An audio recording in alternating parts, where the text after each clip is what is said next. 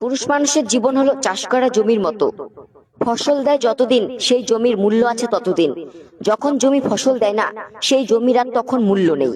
পুরুষ মানুষের সুখ থাকে কপালে, আর বাকি অর্ধেকটা থাকে পকেটে। যদি একজন পুরুষের টেনশন 100 জন নারীর মধ্যে ভাগ করে দেওয়া যেত, তাহলে 99 জন নারী পাগল হয়ে যেত।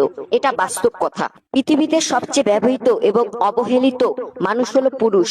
একটা মেয়ে কিশোরী থেকে নারী হওয়ার পর তার মায়ের শাড়ি, গহনা এবং বাবার স্নেহ পায়, কিন্তু একটা ছেলে কিশোর থেকে পুরুষ হওয়া পর্যন্ত সে পায় বাবার ঋণ, পরিবারের দায়িত্ব এবং নির্ঘুম রাগ। পুরুষ বিয়ের আগে বাঁচে মা বাবার স্বপ্ন পূরণের জন্য এবং বিয়ের পর বাঁচে বউ বাচ্চার স্বপ্ন পূরণের জন্য। পুরুষ মানুষ কখনো নিজের জন্য বাঁচে না, তবুও দিনের শেষে তাকে শুনতে হয় যে আমার জন্য কি করেছো। একজন পুরুষকে যদি পরিবারে সাপোর্ট করার মতন কেউ না থাকে, তাহলে আপনি বুঝবেন যে এই পৃথিবীতে মাথা উঁচু করে বাঁচার সংগ্রামটা কত কঠিন। পুরুষ চাকরি পেলে বিয়ে করার চিন্তা করে, কিন্তু নারী চাকরি পেলে স্বামী ছাড়ার ভাবনা ধরে। পুরুষ ভাবে সংসার করার স্বামীর আলো, আর নারী ভাবে স্বাধীন হয়ে উড়বে ভালো। একজন পুরুষ অনেক উপরে উঠতে পারে শুধুমাত্র দুটি মানুষের কারণে। এক হলো তার মায়ের আশীর্বাদে এবং তার আদর্শবান স্ত্রীর সহযোগিতায়।